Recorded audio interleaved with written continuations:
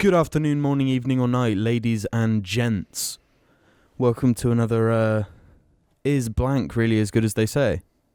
Today's Big Mouth. Is Big Mouth really as good as they say? No.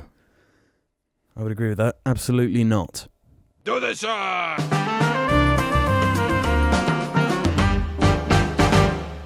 So first things first. Big Mouth is an animated Netflix show. Well, look, this is the synopsis on IMDb. Okay. Teenage friends find their lives upended by the wonders and horrors of puberty. There you go. That's it. Do this, sir! Do you think this show accurately portrays what it's like being a 12, 13-year-old going through changes? Accurately, no. Does it hit some of the beats? Yes. Yeah. This is my thing about Big Mouth, right? Most of the time it makes me want to be sick. Mm-hmm. Now, let's say 50% of the time it makes me want to be sick and is annoying. 10% of the time it's actually quite humorous and funny. And the rest of the time I'm just kind of confused. Is that fair? Yeah, absolutely. You talked about it in your season 1 video. Yeah. The show has no rules. I guess we can start there then. Yeah, Yeah, it really bugged me in the first season how the whole show is built around these hormone monster characters that kind of show up and they can communicate with the lead characters in such a way where it almost Fallout 3 kind of freezes time and they just seem to be interacting with one character. However, that would be fine if that was just a consistent rule of the show. Yeah. But half the time there's another character there, they can't see it, but then in later episodes they can interact with other ones, and there's even a really weird scene in the last episode of season 2 where the main two guys are introduced to the female hormone monster as if like they'd never seen them before. Yeah. This is Jesse's hormone monstrous. Hello. Which It's is very inconsistent. It's so confusing when the episode before, that hormone monster drops a bunch of golf balls. Yeah. And then Coach Steve, everyone's favourite character, Coach Steve, interacts with these golf balls and starts slipping and sliding all over the place. So they do exist in the world, but when the characters are talking to them, nobody knows. But then they contradict that again because there's a new character for this season called the Shame Wizard. Yeah. Who everyone knows about and everyone can see. Mm-hmm. But then that makes previous scenes where he has been floating there, where there are multiple characters, make no sense. It just really picks and chooses when it wants to do it, and I guess the argument against that would be, oh, it's just absurdist. It's purposefully not making any sense. They'd say don't think about it, but to not think about it, you have to think about it. If the whole show was nothing but trying to be comedic, right?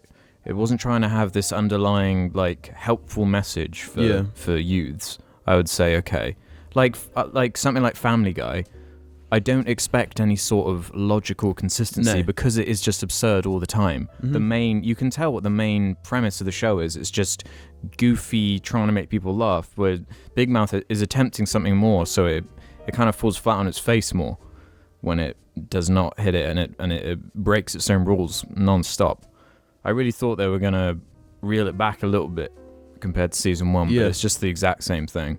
And it even appears at points to be that they are addressing things like, oh, they're actually kind of explaining what the hormone monsters are, their rules, why they exist, where they exist, what they do.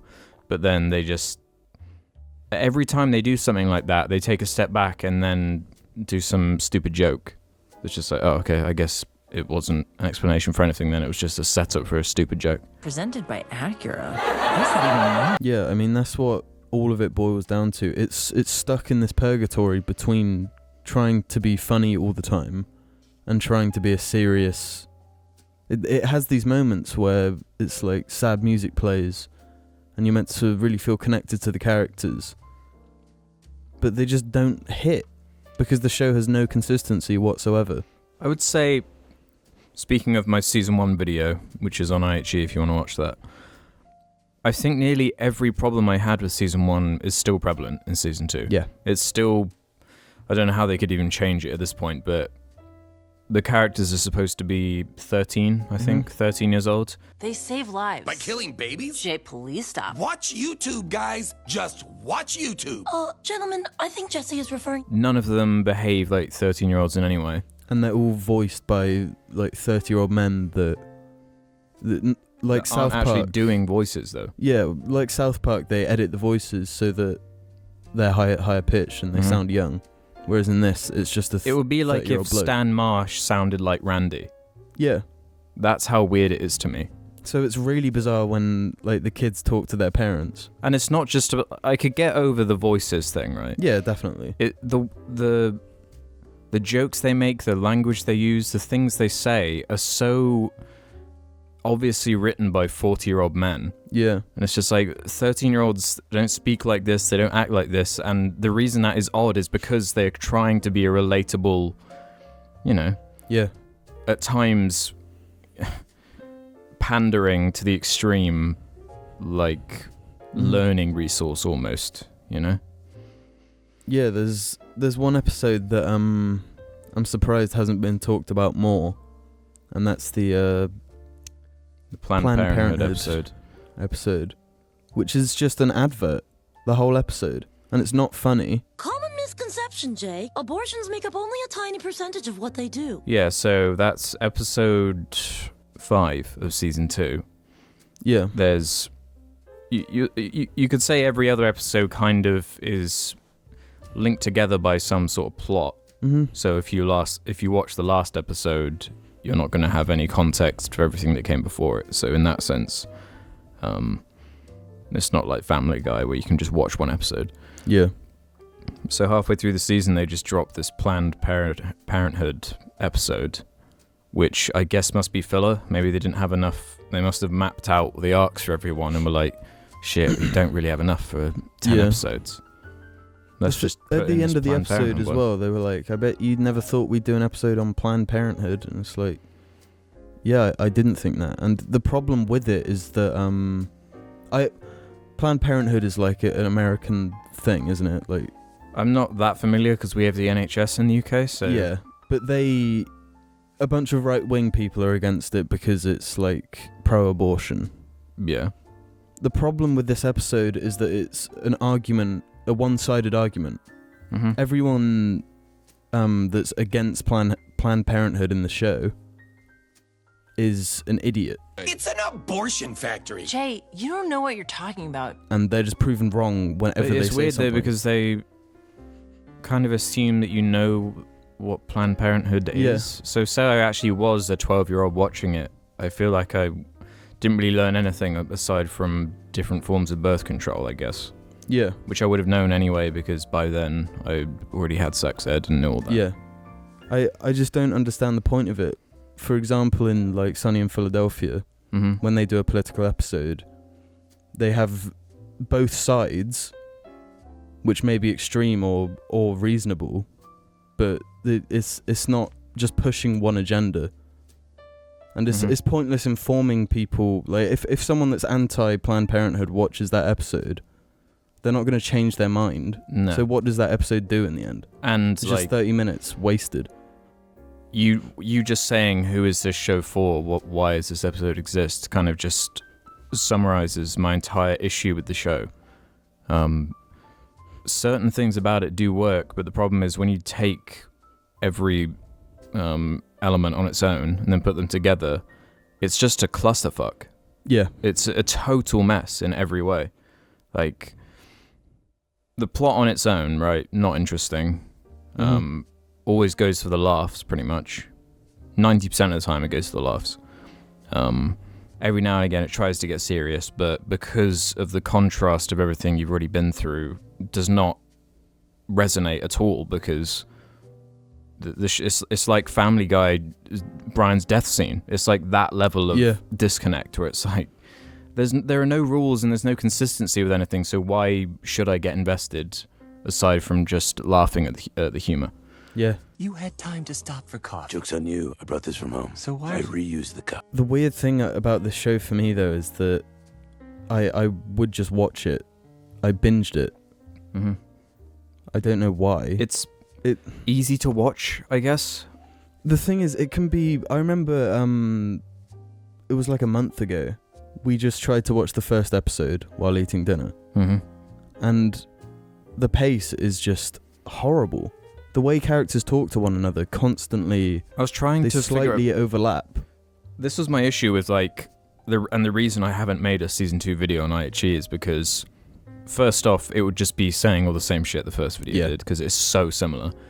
But secondly, this pacing issue that you just alluded to is very hard to actually put into words. Mm-hmm. The best way I can think of to describe it is as if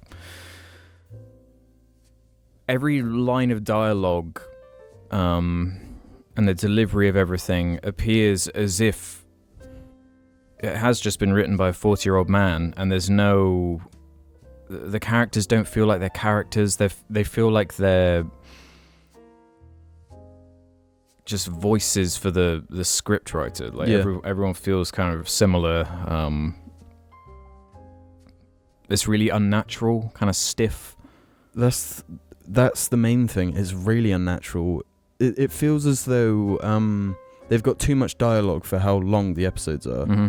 And they're trying to say everything as quick as possible. There's 10 seconds left in a game I couldn't care less about. I'm so sorry! I waxed your lip, Andrew! And suddenly I'm interested. Why is she saying this in front of everyone? Your father made me do it! I had a mustache. It was repulsive. Cool. I couldn't eat.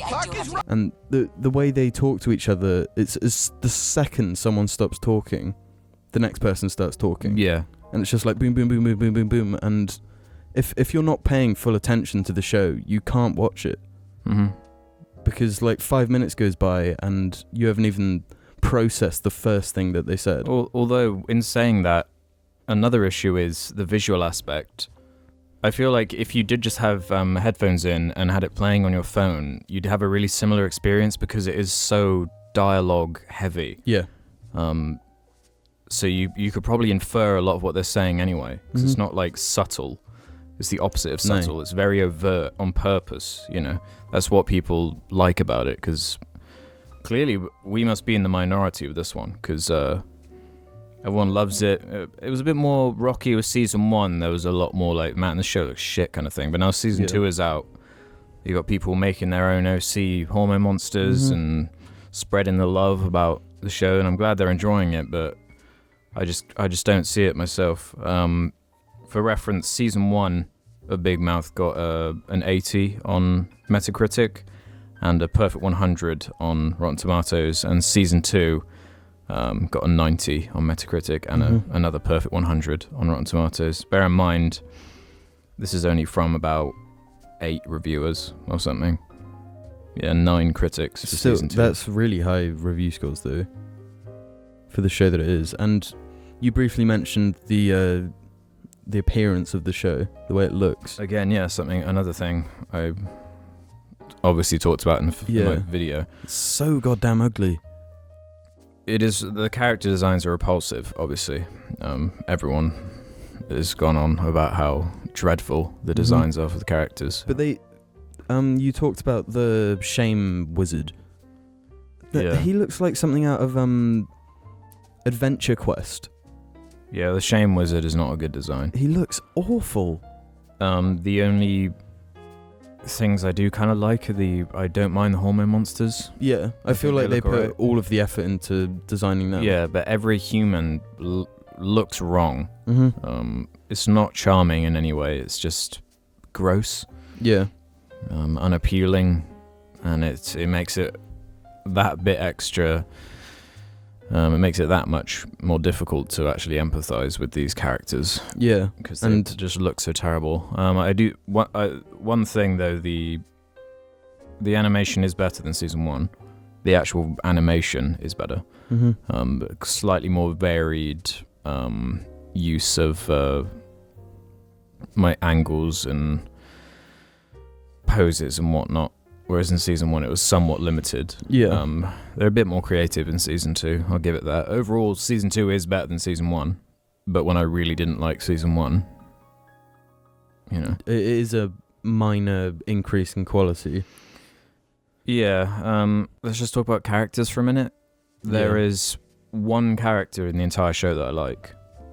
Who And is that? in a show that is so dense with characters, that is a huge issue. I can't even remember his freaking name. Jay Blazarian. He's the one character I like because he's the one they kind of managed to find the balance with the absurdity. Well, he's got the most absurd storylines. Yeah. But with what they do with him, I mean, spoiler alert, if you want to watch this show. I mean, it's not even like the plot isn't that heavy, you know. It's just like no, but I mean, people. Yeah, whatever. Spoilers. Yeah.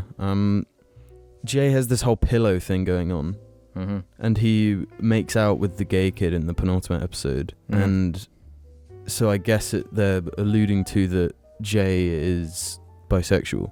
Yeah. And that's probably the thing they handled the best, his sexuality. The irony, yeah.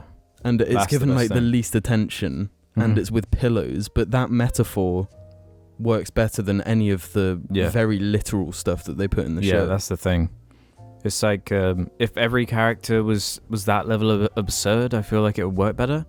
Yeah. Because like the real disconnect with the main characters for me, with what's it? He's called Andrew, isn't he? Let's start with him, the Jewish one. Yeah. He's like a dweeb kind of very stereotypical kind of loser type character. Yeah. But I'd say half the time whenever he says anything, it's either a reference or a joke on something a kid would never make. So for him, I find it really annoying, basically whenever he opens his mouth. And his whole story was very much linked into the shame wizard. Yeah. It was all about like jerking off all the time and how he feels shameful, and he jizzes in his pants when he's like rubbing against one of the other kids or whatever. Yeah. So that was his arc for this season. Yeah, he learns to not be ashamed of the terrible things that he does. Yeah, that's kind of an issue. Yeah, I mean, the themes of the show are just completely fucked. Bad boy! What about my tushy? Stop enjoying this! But I love it! Yeah, I kind of see what they were trying to go for. What they were trying to say was it's okay to feel the things you're feeling, but they didn't add the ellipsis of, but you probably shouldn't do those things that you have done. Like, you should realize that that's not an appropriate behavior for, you know. There's a story beat where that character jerks off at his friend's house over his friend's sister's like swimming costume, and like that's not okay. And he tells everyone about it, and then says it was liberating to tell everyone. No, you shouldn't go to your friend's house and jerk off and then tell everyone about it and be proud. Yeah, that one in particular is a dreadful message, and that's like an actual potentially damaging one for actual 13-year-olds that might be watching it. It's these 40-year-old writers that think they're doing a favor to all these young. It's just like 13 Reasons Why, where they think they're giving you the right message, but what it actually says is something way worse. This is the issue with the inconsistency of the absurdism. It makes things like that seem like, oh, that's the point. Yeah, but if the whole thing was absurd, like the pillow thing, then you couldn't take it so literally. Yeah. That's it. That's the whole point of metaphor, is that it's supposed to be subtle in some way. Yeah. You know, it's supposed to not be a one-to-one exact recreation of things like that. I'd say the other main character, what's he called? Nick? Nick, yeah. There was one thing I kind of liked with Nick, where he starts off not respecting his dad because he's kind of effeminate and kind of, you know, a pansy, for lack of a better word. But he learns to respect him and appreciate him for being a man in his own way. Yeah. So that one, they did a decent job. That's the thing. Sometimes they hit, sometimes they miss. Yeah. It's way more often a miss, though. Yeah. With the humor and they're not metaphors. Because that's not his whole that's like one episode pretty much. Yeah. It's not this whole story. His major story was with this Hispanic girl he sort of goes out with, and then he brags about feeling her boobs or something, and learns that you shouldn't have done that. You shouldn't do that. Okay. But the thing is, it's so exaggerated at the same time. Like that whole story where everyone just turns on this girl, like, it was too much. I mean, if you want to have serious plot lines like that, they need to be based in some sort of reality. I guess Nick's whole thing is he's also got a new hormone monster because the old one retires, and then he's got like a young one, and then at the very end it's revealed that the girl hormone monster is now his hormone monster, and then he finally busts a nut for the first time. So that's that character. It's just confusing. Like, I thought the reason that the girl in the show had the female hormone monster was because she's a girl. No, but then it's like revealed that the hormone monsters like work in an office building and they're like assigned kids or something. Even though out of every character we have seen a total of 3 hormone monsters, right? There was the 4. old one. There's the old one, the normal one, the female one, and the baby one. Yeah. Yeah, that's right. So I think I mentioned in my video, like, why make it so confusing? Why not just have it so everyone has their own hormone monster and it's not part of some kind of weird organized business thing, and it's just like a metaphor for what they're going for in such a way where it's their internal conflict personified as a creature. Yeah. Which would be a way smarter way of doing it, in my opinion.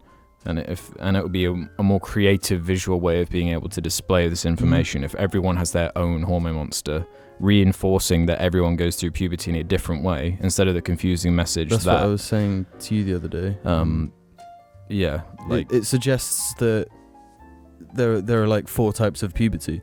And well, it's either you're not going through puberty, or you are. Or, like, I mean, the girl goes through different problems than the like Jewish kid. Well, it's simplified to the point where it's just for men, it's just they want to fuck everything all the time. Yeah. And girls become bitches. Yeah. And also sometimes jerk off all the time. Yeah. Let's move on to the the SJW one. Yeah. And that's not me like using that language to be like annoying. No, she says it herself. She says it herself. She identifies as a SJW in the show. She's called Jessie. My personal least favorite character in the entire show. She's definitely one of the most kind of preachy character, and also the one that is least like an actual kid. To me. Let's talk about her arc. Just first of all, I don't know why they didn't make the kids like 17 or something. Yeah. Then it would remove so much of the. Yeah, I mean you're still going through a lot of changes at that point, and you could probably be more mature with it because it's fucking weird that the show is constantly having these naked 12-year-olds running around. Like I was just finishing the last episode earlier, and one of the kids is like one of the little girls is jerking off with like a toy. It's very odd. Half the time it feels like you are watching something that should be put on for a bunch of 10-year-olds in sex ed, you know? Yeah. Like it really feels like that, which is why I find it so odd that so many adults have attached themselves to it. Well, it's because it also has the really mature stuff, like a little kid jerking off.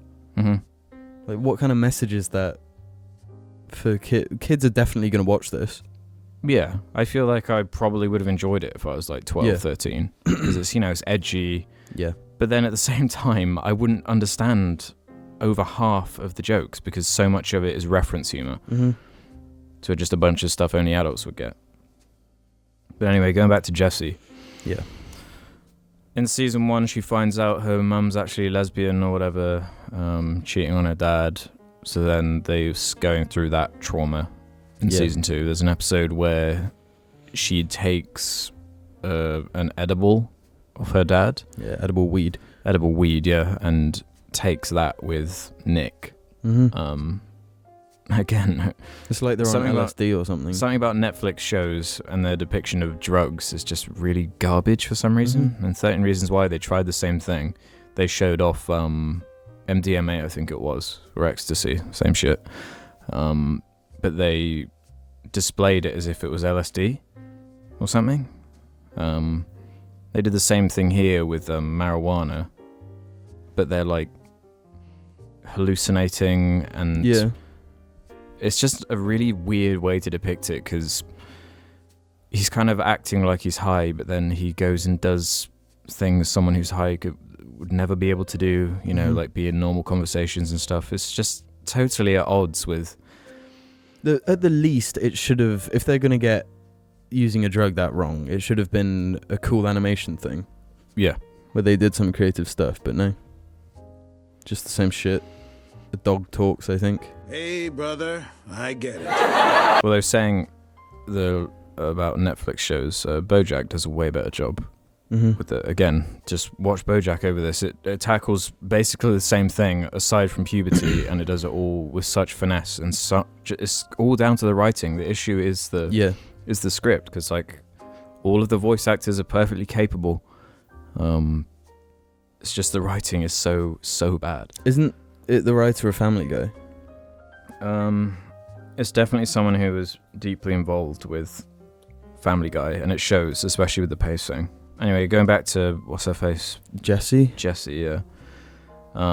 Yeah, she goes through. She like shoplifts. She's a bitch to everyone. Yeah, and it eventually culminates in her getting the depression kitty, which I thought was going to be a way bigger aspect than I guess it turned out to be. It's in like 15 minutes of the last episode. Is it meant to be that she's been depressed this whole time, or... Again, with the confused metaphors. Yeah, but really confused, because the other characters talk to her as if she's been depressed the whole time, but they portrayed it as the depression kitty had only just come into the show. So... And the way they defeat depression is by using a laser pointer, because it's a cat. Yeah. So it's like, well, that's pretty easy. I guess all you depressed people out there just... Yeah, get a laser dick. Yeah. This is what I mean about this super confusing list of things that when they just stack on top of each other, it's just like... Yeah. The whole show's just fucking nonsense. That's probably the most offensive one, though. The depression one? Yeah. Of just acting like you can beat it just like that, and that it's just not a big deal in the show. It's an easy way to get points from the internet, though. Yeah. And that's why I think people are afraid to make complaints about it, because it's portraying itself as if it's righteous and showing people something that they didn't understand. But the writer clearly does not understand depression themselves, even at the basic level. Yeah, I think they thought they were being clever when the cat like lay on her and she was like, oh, I can't get up. So they probably went on WebMD and were like, depression symptoms. And it was like, come on, guys. Like, my issue is nothing is ever in service of like a character. It's all like the other way round. It's like the characters are vessels just for showing off, like, here's a mental illness, here's like a weird thing teenagers do. Yeah.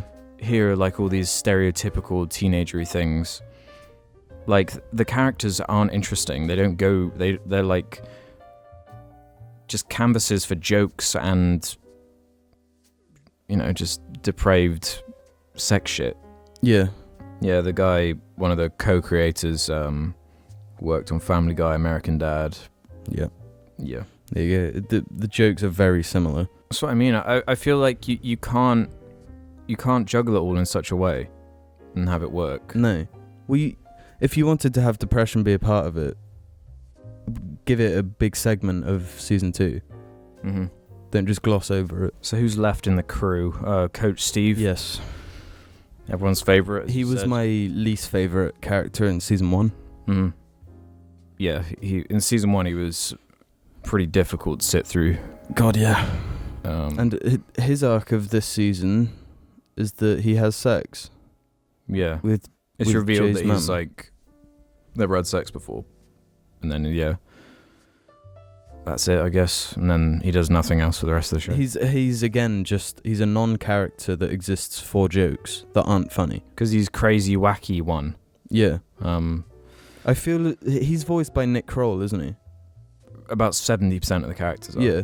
Every character that isn't the character Nick that's voiced by him is so painful to watch. Mm-hmm. It tastes like the sea and it's in everything. Because Coach Steve also has the old hormone monster, Yeah. which is trying so hard to be funny and like hip, but It's goddamn embarrassing, does it fall flat every time. I couldn't get a shot off. I'm too small. You're small, great. I said I'm small. My personal least favorite is the ladybird. Okay, so what's the other side of the story? This motherfucker's scary and he's Greg's roommate? No. Darkness descends? That I hated in season 1. Yeah. In the one episode it was in. And then, of course, they bring it back in season 2 briefly. And it was the It's just same joke again. And Complete it wasn't funny. non sequiturs. They add nothing. They're not funny. What's the point? Well, the point is to be funny. But if you don't find it funny, then it just... That's what's so confusing Sags it to me about the review scores. Because there is great comedy in TV shows on Netflix, Yeah. in movies. Yeah, it's not like this. That's another thing. Every one of these aspects have been done better Yeah. decades ago. South Park has It covered feels this like it wants so to many- be a combination of South Park and BoJack. And Rick and Morty. And Rick and Morty.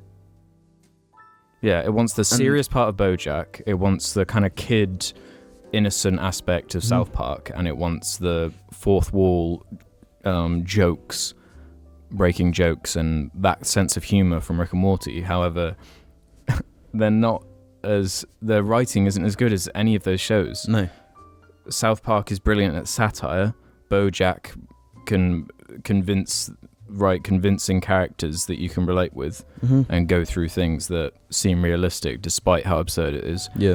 And Rick and Morty has really good humorous writing. And Big Mouth doesn't nail a single one of those things, even slightly. I'd say I did laugh a fair few times though.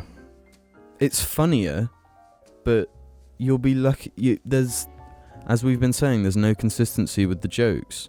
You might get an episode where you get 4 laughs out of it, which isn't a huge amount, but that's like the peak of the show. The first episode is so unbearable to watch. The first episode is the worst episode of the season. Absolutely. But the last episode isn't funny. No.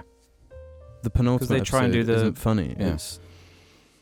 That's the thing, like I can't, when I'm thinking right now what I actually laughed at, I can't actually remember any of it, but I do remember laughing. It's such a fleeting thing. It will be just one quick joke that gives you a quick giggle, nothing that makes Because the jokes they attempt every minute, it must be like 10 jokes a minute or something. Yeah. And if one of every 20 jokes is funny, that's still 1 out of 20 jokes being funny. Yeah. It's not good odds, is it? And it becomes nauseating because there are so many jokes that don't land. Does Coach Steve do anything else, or should we move on to the He drinks final? a fish. He drinks a fish, yeah. I laughed at that. I think it's funniest when it is not grounded in any sort of realism. Yeah. And it's the most nauseating when it is. It becomes almost like it's talking down to you when it has any of the metaphors or any serious topic that they're trying to tell you. So, final character from the main ones is Missy, your personal least favourite character? The one that's dressed like a minion? Yeah, it's just the voice actor. I fucking hate the way she talks. Every time she's in a scene, it's just like I want to cover my ears and scream. Because the delivery is just... See, I think she's fine in terms of that. At least she's actually doing a voice that sounds like a kid. Yeah, at least she sounds like a kid, but they do that fourth wall breaking thing. The thing that cemented her into just being the worst thing in the show for me was when she's talking about her sexual revolution, and then she says eyebrows. When she, it's like, is that a joke? Yes. Because a lot of the humor is describing, instead of doing a thing, it's describing the thing. Yeah. Like that. And speaking of the humor, just quickly going back to that, the fourth wall breaks are so bad. Even worse than season 1, probably. Yeah. The ladybug.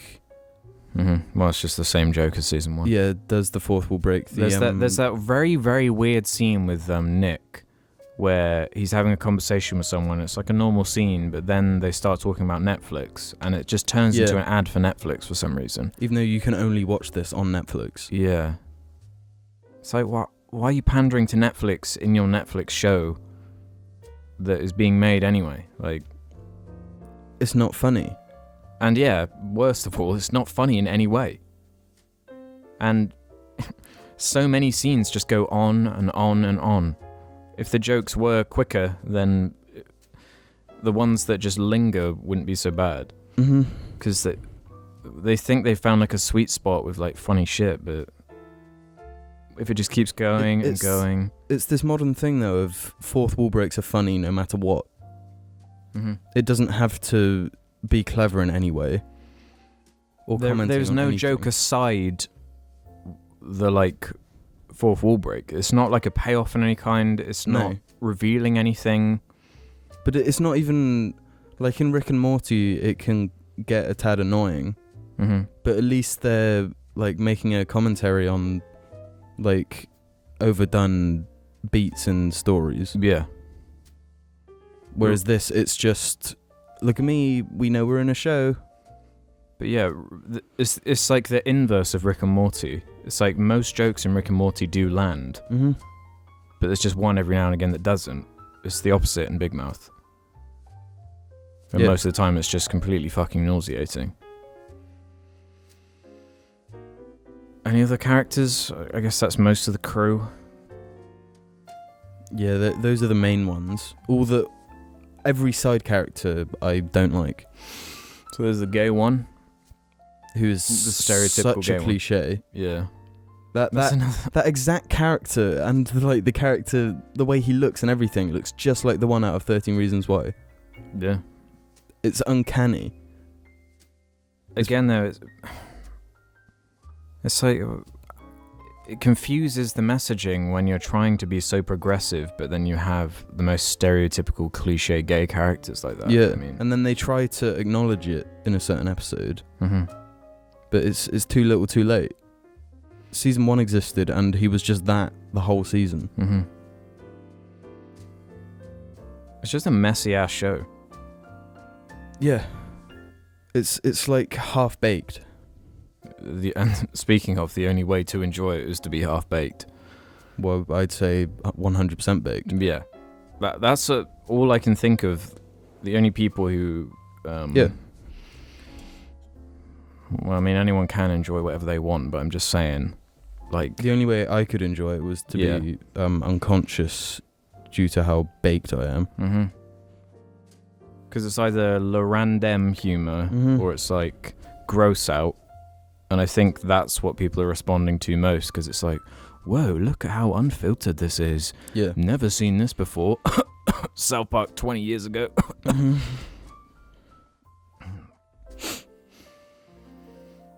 don't think I have much more to say about this show.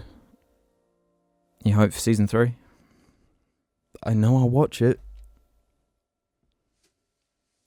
It pisses me off that I watch it as well.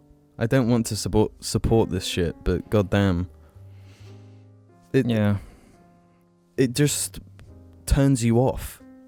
Not in like a sexual way, but it just, you go into like it feels like you're high when you're watching it because nothing makes sense. It just goes.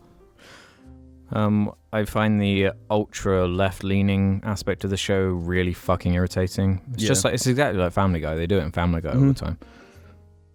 It's like, look. It's so alienating though, because I'm not right wing, but it's if you talk down to people that think differently to you, you're worse than they are. Mm-hmm. That's what I mean. Yeah. It's condescending and pandering. Yeah. A lot of the and time. the thing is, it suggests that if you're not 100% left wing in all of your beliefs and opinions, then you're a goddamn idiot. Get out of here, you right wing piece of shit. It's weird because they clearly understand what a metaphor is. Yeah. So why not use your left leaning ways to actually enhance your humor? Yeah. Make jokes that actually fit into that theme in a less break the fourth wall and, well, Twitter's really going to go mad over this one because we're so lefties. Shut the fuck up, man. If that's it, if you've written it so in such a shitty way that you're like defending, you have to break the fourth wall to defend your show within the episode. They're almost begging for people to do it though, because then it creates these this free publicity where they can also be like, look at these right-wing idiots that all us lefties hate, and we're the right ones because the right-wingers hate us. On Rotten Tomatoes, its sort of headline thing is poignantly repulsive. Big Mouth continues to confront the awkwardness of adolescence with foul-mouthed glee and an added layer of maturity. I disagree with pretty much all of that. It's not poignantly repulsive, it is just repulsive. I mean, if that's what they're going for, they did it. Doesn't mean it's good. I don't think it really teaches anything, though. I think that that's where they get most of their humor from, is by being repulsive. Mm-hmm. But it if you didn't know anything about the subjects they're talking about and you watch this show, you would come out a worse person. Because the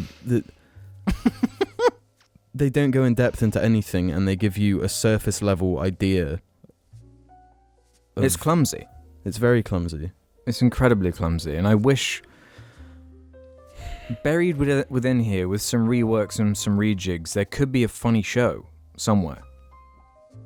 Yeah. If it was self-referential in a way that wasn't so fucking overt, so nauseating, if it was just in a way where it's like, let's make a really ugly animation about puberty, but actually have that like fit into what the show is about. About it being puberty's ugly or whatever. And I guess they sort of do that sometimes, but then other times they don't. It's just a mess, man. Yeah, and they have such big focus on like Coach Steve, who is just nothing to do with the themes of the show. Mm-hmm. The awkwardness of adolescence. Again, it's all been fucking done before, man. But it doesn't even do that well because all the characters are just 30-year-olds in 12-year-old bodies. Mm-hmm. Added layer of maturity. You'd hope there'd be some maturity in there because it's written by 40-year-old men. Yeah. You'd hope would know better. But like, even at its best, like, say I was someone who would love the show, right? Yeah. A perfect 100. It's just not even if like true. I loved every joke, right? And I really got a lot out of the humor. At the very best, it would be like 7. Maybe 6, 7 out of 10. Right. That's opinions, isn't it? Yeah. I'm just sick of animation being like, it has to either be dumb kiddie shit or really adult. Really adult, yeah. And it's always comedy too. Yeah. BoJack's kind of managed to morph it into being something else, but the only way they sold it is by selling it as dumb. Yeah, comedy adult with animal comedy. people. Yeah. Oh. So this will probably anger people. I don't know. Yeah, let us know what you think about Big Mouth Season 2. I got a lot of tweets when it came out. People saying like, well, personally, I thought it was actually really kind of awesome. I didn't like Season 1, but Season 2's pretty epic.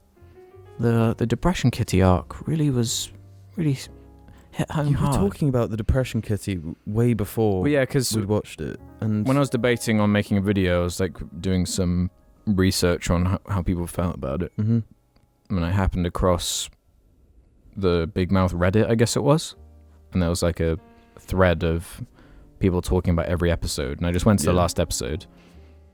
No, because I started on the first episode's thread, and everyone was like, this ain't great, it's pretty shit. Even on their own Reddit, they were saying that. But then I went to the last episode one to see if there was any contrast, and they were like, wow, they really turned it around. Especially the Depression Kitty arc, That's exactly what I'm talking about. People don't want to think it's bad because it's pretending to be good. It's the most empathetic thing. It's like, chances are you're going to have been upset or felt low at some point in your life. Yeah. It's the most relatable thing. That's another confusing thing. Is the Depression Kitty meant to be like clinical permanent depression? Or is it just... They never address it. The emotion that you experience after a breakup, or when your parents are getting divorced, or when you lose a loved one. It's so confusing. They should have picked a character who... I don't know, to make it more clear cut, maybe someone who's from a slightly more balanced home or something, and then it just starts happening to them and they don't know why, and that's where it can come up from. But I mean, or they make it a permanent thing for that character, and she's constantly being bogged down. Like, they at least establish, because like, it's the complicated thing about the whole idea of depression anyway. It's like, when can you distinguish between an actual mental illness and natural grief? Yeah. You know, and stress and trauma from something like what that character goes through. Yeah, I think it's a problem with just people's understanding in general. Because whether they're trying to show one or the other, people get them muddled up all the time. So you have to be really clear about what you're saying. Otherwise it is just going to be misinterpreted. And what do you actually really learn from that Depression Kitty being in the show? It's just depression exists and it can make you feel bad, and don't worry, you can overcome it, I guess, if you point a laser at the floor and then kick an asshole. Fuck this show, man. I hate it. I think it's safe to say I hate it as well. It's very frustrating. Is the key word, I reckon. It's just such a ridiculously frustrating show. If you're sat there every 5 minutes, you're just like, what? Mm-hmm. And every time it pulls you out, like, I feel like the show would actually be a lot better if they didn't constantly break the fourth wall all the time. Yeah, that would actually improve it so much, because then you wouldn't constantly be pulled out. Mm-hmm. Every time I started getting into it a little bit, like, oh, this is pretty interesting. Let's see where this goes. Then fucking Maurice looks at the screen and is like, well, why don't you go to the next episode? Mm-hmm. It's like, fuck you. What do you think I am, like 10? I think I'm a child? It pisses me off as well. They did the same joke in season 1. I bet you're binge watching this, huh? Mm-hmm. Fuck you. Don't address me. Yeah. It's not clever, man. Pure dog shit. I remember when I first started watching House of Cards, I thought the fourth wall breaking thing was just the most epic shit I'd ever seen. It's so satisfying. And, I mean, in House of Cards, it has rules. In Ferris Bueller, it has rules. Yeah. I mean, in House of Cards, it's not for comedy, though. It is used for comedy in House of Cards. It can be, but I mean, that's not its one purpose. It's for the story. It's to enhance the storytelling. It's just like a stage play where there's a narrator, or the character addresses the audience to tell you what he's thinking in his head. Yeah. Not just... It's a narrative device. It's the problem with comedy like this. Anyway. Yeah, man. I think that does it for Big Mouth. Hopefully forever. Again. No, it's already been renewed for season 3, so... You serious? Well... Yeah, as the last episode ended, like, it shrinks, and then it was like, don't worry, Big Mouth's coming back for season 3. Fuck me. More Coach Steve.